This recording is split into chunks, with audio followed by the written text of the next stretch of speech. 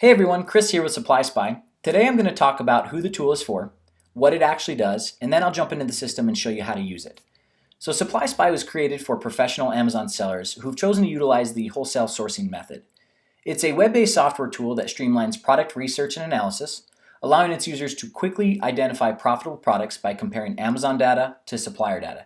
So basically, when you receive a supplier file, you simply upload that file into the system, and then SupplySpy will go obtain relevant information from Amazon to be able to perform automated calculations to show product profitability. So now that I've gone over who it's for, what it does, let's jump into the system and I'll show you how to use it.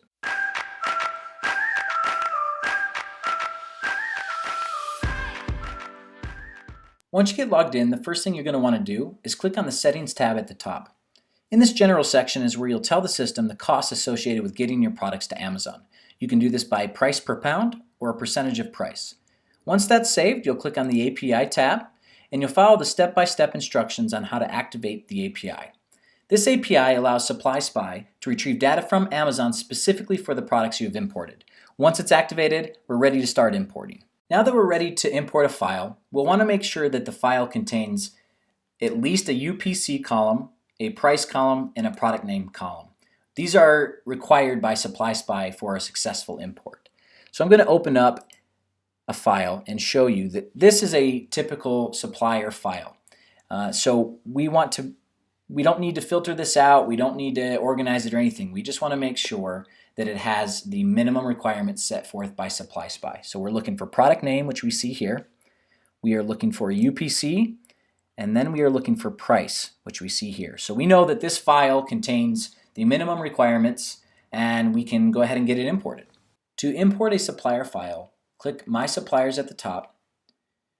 Now click Add New Supplier and then enter in basic information like supplier name and the inbound shipping costs associated with getting products from that supplier. I will enter in 5% of total cost price and I will click Save. Now we're ready to click on the Products tab here and click Import Products. Now you can click and drag or choose from your hard drive, which that's the option I will choose here. We'll open that and it'll bring us to where we will map the columns. And like I said before, we at least need UPC, price, and product name. So we know product name here is going to be name, UPC will be UPC, and wholesale price will be price. Once you have those three mapped out, you'll click on Save and the importing process will start. Now it's important to know that if you are importing a large file, it can take up to 24 hours, but typically it's much quicker than that. It will alert you when the file has been successfully imported with a little icon, red icon here above the bell. It's also important to note that periodically suppliers will provide you with updated supplier files, whether they've updated their costs or they have added new products.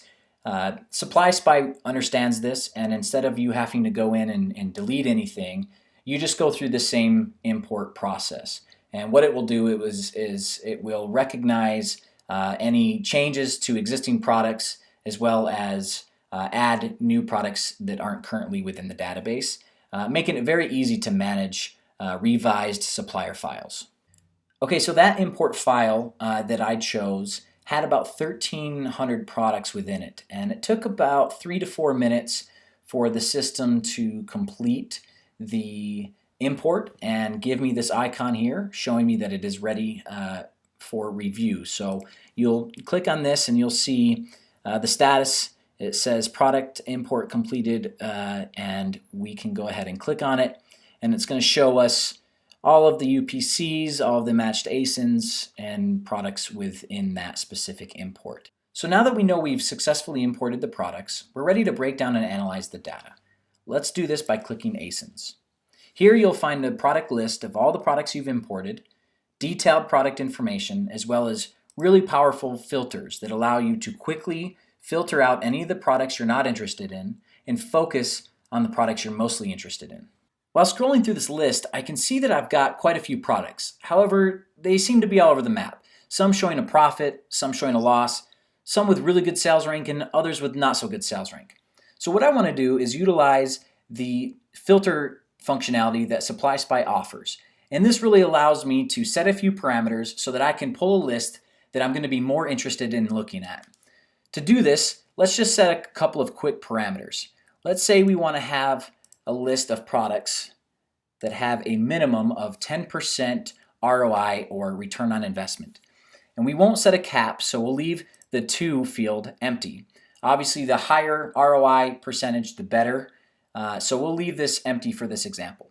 The next is sales rank. This is the Amazon sales rank. And we want to make sure that the products list that we are going to be looking at has a decent sales rank, so we know that we're going to actually be able to not only make a profit, but sell the product.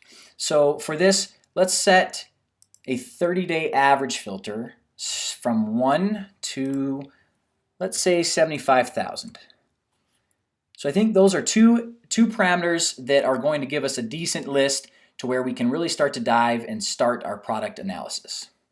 Let's click search and see what happens. Okay, so as you can see, all of the products that had a loss have been removed from the list, and all of the products that had a high sales rank were also moved from the list. So now we've got a pretty good list to really start to hone in on products that we may be interested in. So while I scroll through this newly filtered list, there's quite a few items that catch my eye. So I'll just go ahead and click on one so we can dive into that product. So when I click on this, it's going to bring me to more information for that particular product. Some of it will have the same information as the previous page, but we can get a lot more information here at this page. One of the first things I like to look at is the profit calculator. I like to see what the calculations are that make the profit and the ROI. And as a part of that, I like to look at this package quantity down here. Sometimes if you have packs, say, like for example, with this product, we've got a 4-pack. So you want to make sure that Amazon's giving us the right data and that it is showing a 4-pack and that is calculated over here and taken into consideration within the calculations. This one is accurate, so it's a good example. Sometimes the Amazon package quantity will be off. So the description will say 4-pack, but the package quantity will be 1. And so it will not be incorporated into the calculations. The good news is SupplySpy recognizes this and allow us to edit that to be able to ensure that we can do the accurate calculations to see if it's a product we'd still be interested in after the revised calculations. The next thing that I like to look at is this price history. So, I've already looked at sales rank. I know that it meets the criteria, so I kind of breeze over that. So again, I just jump over to this price history here.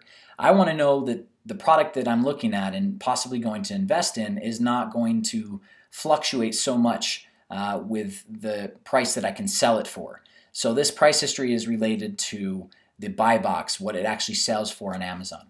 So we give what it's currently listed as the 7-day average and the 30-day average. You can see up here in the profit calculator that it's showing the current price. So sometimes what I like to do is take a look at this 30-day average, and SupplySpy is really neat in that it allows us to edit this price however we see fit and update the calculations. So I take the 30-day average and I enter it in, and then I'll just recalculate. And you can see that the profit and ROI went up, so that's good. It's still a good product that I'm interested in looking at even further.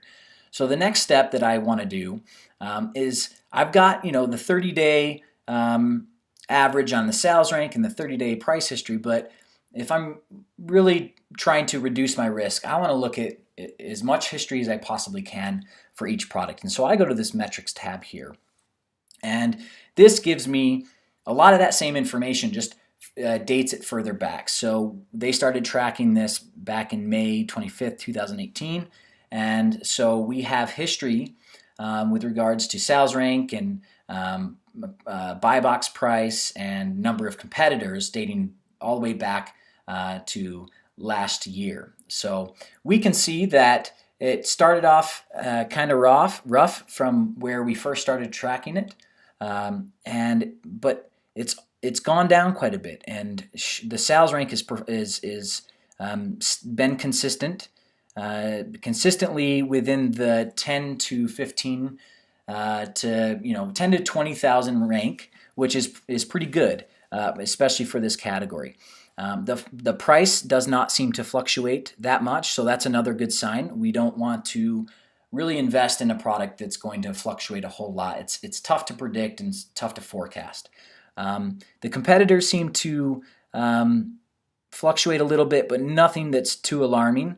So it looks like people drop in, people drop out, pretty common stuff here. Nothing that raises any major concern. I don't see any major amount of too much competition to where I would be scared away from going in and competing for a listing on this product. So the last part that I like to do is actually jump right over to the Amazon listing itself. So I'll go ahead and click here on this Amazon icon here. And that's going to bring me directly to that listing. It will bring me over to show me who the sellers are. So one thing I want to be looking for here is to see if Amazon sells this product. I never want to compete with Amazon as they tend to always win the listing for their own products. So I do not see where Amazon is a seller, so another great sign for this product. And then I'm just going to go and just take a quick look at the listing itself. Ensure the customer reviews, the stars are all accurate, looks good.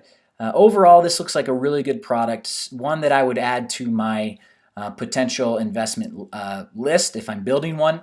And so yeah, this is a really good example of how one can utilize SupplySpy for streamlining the product research and analysis process. So the last thing I want to review with you guys today is the SupplySpy dashboard. This is where you'll end up after every login, and it just gives you an overview of your current account. It will give you how many ASINs you've got that are matched against the imported UPCs. It gives you where you are at with regards to your storage. So each subscription has a different storage level or quota level. My subscription, which is the basic, has 10,000. So with that import file that I just brought into the system, I've used 13% of that 10,000.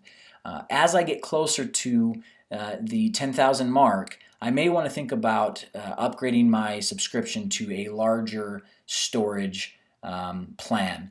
And then lastly is the suppliers. This gives you a quick reference to view all of your suppliers as well as add a new supplier. You can also edit your profile, so you can edit your email address, change your password right from these two tabs here. And if you are interested in upgrading or just changing your subscription, you can do that within this change plan tab here.